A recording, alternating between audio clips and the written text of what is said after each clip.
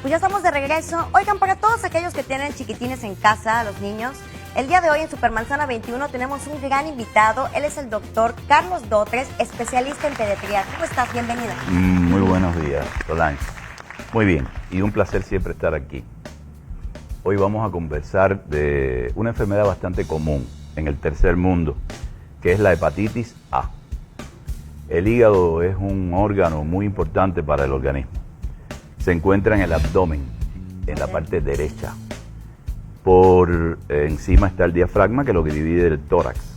Y es un órgano de mucha sangre, porque tiene actividades muy importantes, como si fuera un gran laboratorio en el organismo.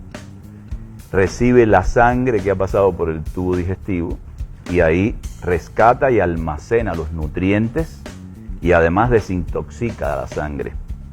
Por otra parte, sintetiza las proteínas, que muchas veces están en relación con procesos tan importantes como la inmunidad o la coagulación de la sangre. Y por otra parte, produce bilirrubina, que ayuda a la digestión de las grasas. Doctor, mucha gente no sabe que la hepatitis A la pueden contraer los niños. Correcto. En efecto, hablamos del hígado y cuando hay una inflamación del hígado, hablamos de hepatitis. Okay. Son múltiples las causas de hepatitis.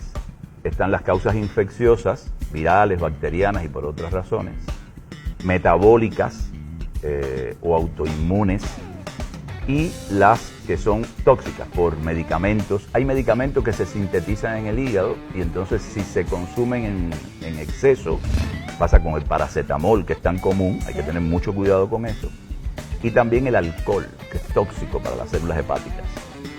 Pero hoy nos vamos a referir a una hepatitis infecciosa. ¿Cuáles son las características que presentan los niños cuando Correcto. tienen esta enfermedad? Es bueno decir que la hepatitis o las hepatitis infecciosas virales pueden ser de dos grandes tipos. Una de virus que son llamados hepatotropos, es decir, que afectan directamente al hígado. Okay. Y otros que son enfermedades generales. El martes pasado hablamos de la mononucleosis infecciosa o enfermedad del beso. Es una enfermedad viral, Epstein-Barr, que afecta al hígado también indirectamente. Y otros muchos virus también los afectan, pero concretamente hay 7 tipos de virus hepatotropos, es decir, que afectan directamente a la célula hepática y producen hepatitis. Hoy vamos a hablar de la hepatitis A, que es muy común, es el más común de todos ellos.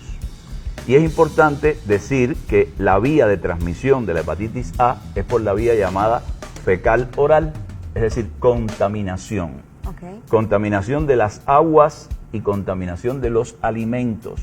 En la medida que se manipulan, si no hay suficiente higiene, pues entonces puede la persona infectarse contra el virus de la hepatitis A.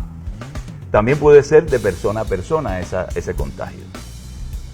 Entonces, mira, es muy importante tener en cuenta la higiene en el hogar. Las medidas de prevención para contraerla. Sí, porque aunque se dice que casi todos los niños se ponen en algún momento en contacto con el virus de la hepatitis, y se dice también que crean cierta inmunidad, hay un grupo de niños, sobre todo a partir de la edad preescolar, escolar y los adolescentes, que pueden tener las manifestaciones clínicas de esa enfermedad.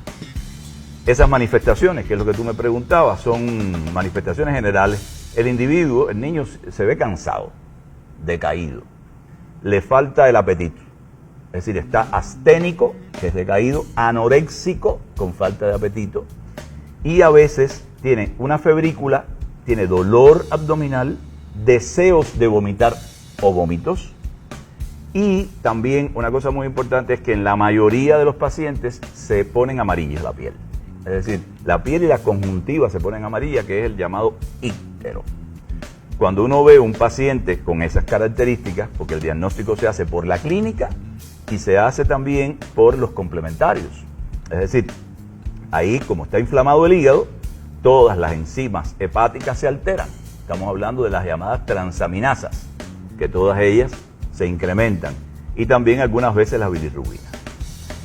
Hay estudios específicos, anticuerpos específicos para saber qué tipo de virus es, porque fíjate, te decía yo que hay cuadros similares producidos por otros virus hepatotropos, que son este A que estamos hablando, pero son el B, el C, el D, el E, y ahora se dice el F y el G. Es decir, hay 7 virus, con las primeras letras del alfabeto, caracterizados. Hay Los únicos dos que se transmiten por la transmisión esta fecal oral de la hepatitis A es el A y el E. El B, el C, los demás están relacionados con la sangre, con contactos sexuales, etc. De todas maneras, bueno, estamos hablando de una enfermedad, esta hepatitis A en la infancia, con esas características clínicas y que hay que prevenir, sobre todo prevenirla, como te decía yo, con la higiene. ¿Existen algunas vacunas para esto? Y también existe vacuna contra la hepatitis A. Excelente. Hay dos tipos de hepatitis, la A y la B, que existe vacuna contra ellas. La B está incorporada, la hepatitis B, en el esquema de vacunación desde los primeros meses de la vida. Ya al niño se le pone la primera dosis cuando nace, en el salón de parto, o inmediatamente después del nacimiento. Y después se pone sistemáticamente a los 2 y a los 6 meses.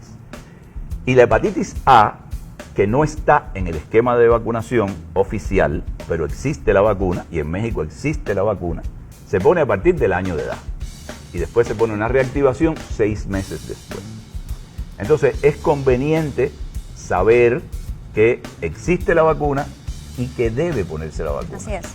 Porque es endémico, quiere decir que vive entre nosotros el virus de la hepatitis A, enferma, y aunque la enfermedad es relativamente benigna en su relación clínica, se ha dado el caso de hepatitis A fulminantes, incluso con insuficiencia hepática e incluso con la muerte. Entonces, todas estas cosas hay que tenerlas en cuenta, conocerlas. Claro, y lo importante que es el método de prevención o evitar que se pueda propagar, ¿no?, en otros niños o en otros adultos. Exactamente, y eso es importante. Mira, a veces hemos tenido niños, por ejemplo, de 7 u 8 años, que tienen un hermanito más pequeñito, y entonces el niño grandecito hace una hepatitis y la madre nos pregunta, ¿y qué hacemos con el chiquitico? Bueno, el chiquitico, si se hubiera vacunado, tiene 90% de posibilidades de no tener hepatitis, pero si no se ha vacunado, se recomienda ponerle una gamma globulina, una inmunoglobulina, ya eso lo decide el médico, para prevenir que no produzca una vacuna y posteriormente una infección por hepatitis A y posteriormente entonces pues vacunarlo.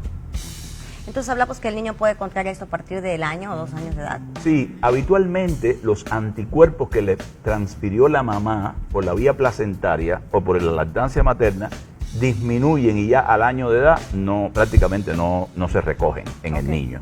Por eso es el momento en el que se pone la vacuna como método de prevención. Sí. Muy bien.